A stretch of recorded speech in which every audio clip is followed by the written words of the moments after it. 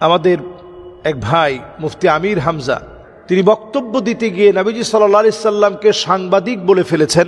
সাংবাদিকদেরকে প্রশংসা করতে গিয়ে এ কথায় তিনি এমন শব্দ চয়ন করেছেন, নবীজি সাল্লাল্লাহু আলাইহি সাল্লামের শানে এ জাতীয় শব্দ বেমানান।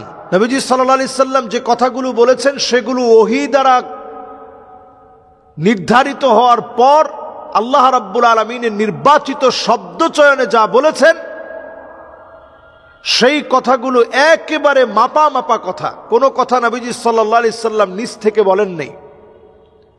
কোরআনুল কারীমে আল্লাহ রাব্বুল আলামিন স্পষ্ট জানিয়ে দিয়েছেন, ওয়ামা ইয়ানতিকু আনিল হাওয়া ইন হুয়া ইল্লা ওয়াহয়ু ইউহা। নবী সাল্লাল্লাহু আলাইহি সাল্লাম কোনো কথা মন মস্তিষ্ক প্রসূত জ্ঞান থেকে বলেননি। যা বলেছেন আল্লাহর কাছ থেকে ওহী হওয়ার পর সেটা নবীজি সাল্লাল্লাহু আলাইহি সাল্লাম বলেছেন। অথচ যারা বাংলাদেশ সহ সারা ওয়ার্ল্ডে জার্নালিজম বা জার্নালিস্ট, এদের ব্যাপারে একটা কথা খুবই প্রসিদ্ধ, এরা তিলকে তাল বানায়। যেই জিনিসটা একেবারেই নাই ওই জিনিসটাকে তুলে আনে, আর যেটা আছে সেটাকে অদৃশ্য করে ফেলে। এ হচ্ছে সাংবাদিকতা। এজন্য সাংবাদিকদের ক্ষেত্রে একটা বিশেষণ সবসময় লাগানো হয়, অনেকেই বলে হলুদ সাংবাদিক। অথচ নবীজি সাল্লাল্লাহু আলাইহি সাল্লামের জন্য যদি আপনি এমন একটা শব্দ খাস করেন, তাহলে এটা নবীজি সাল্লাল্লাহু আলাইহি সাল্লামের আকাশচুম্বী সম্মান ইজ্জতকে প্রশ্নবিদ্ধ করবে। ওয়া ইন্নাকা লাআলা খুলুকিন আযীম, যে নবীকে আল্লাহ রাব্বুল আলামিন আকাশচুম্বী সম্মান আর ইজ্জত দিয়েছেন, সে আকাশচুম্বী সম্মান আর ইজ্জতকে প্রশ্নবিদ্ধ করবে। এখানে একটা বিষয় বলে রাখা ভালো, আমাদের নবী তো এমন নবী যেই নবীর ব্যাপারে মা জানিন নবী সাল্লাল্লাহু আলাইহি সাল্লাম মিন কাউলিন আও ফি'লিন আও তাকরীরিন আও সিফাতিন খিলকিয়াতিন আও খুলুকিয়াহ হাকীকাতান আও হুকমান হাত্তা আল হারাকাত ওয়াস সাকানাত ফিল ইয়াকযাতি ওয়া ফিল মানাম।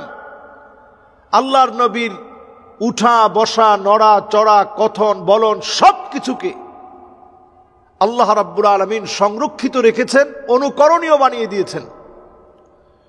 সুতরাং নবী সাল্লাল্লাহু আলাইহি সাল্লামের প্রত্যেকটা বিষয়কে আল্লাহ তাআলা দামি বানিয়েছেন। এজন্য নবীজি সাল্লাল্লাহু আলাইহি সাল্লামের মান ক্ষুণ্ণ হয় এমন শব্দ ইচ্ছাকৃত বলা যাবে না। ভাই অত্যন্ত সহজ সরল মানুষ, ইচ্ছে করে নবীজির শান খাটো করেনি।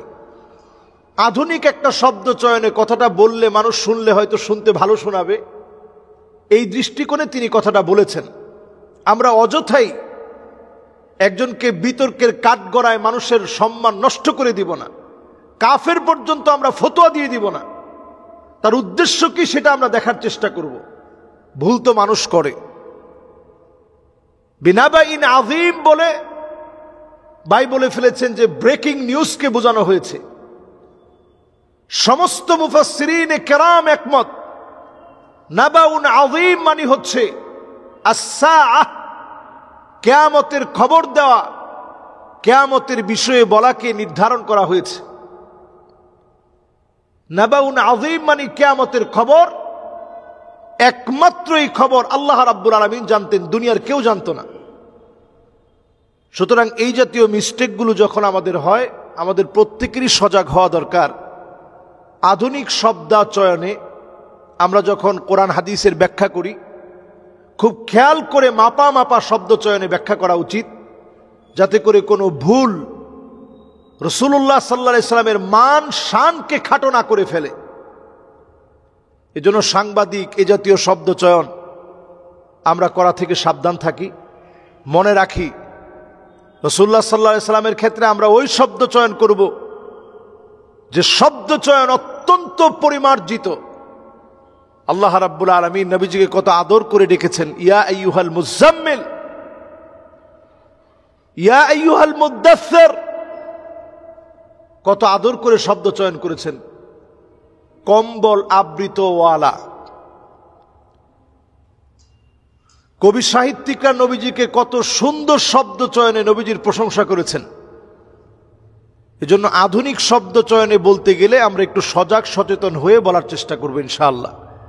আর যে সমস্ত ভুল আমরা অনিচ্ছাকৃত করে ফেলি, এটা যদি কেউ ধরিয়ে দেয় তাহলে আমরা আল্লাহর কাছে ক্ষমা চেয়ে নিই, অবশ্যই আল্লাহ রাব্বুল আলামিন আমাদেরকে মাফ করে দিবেন।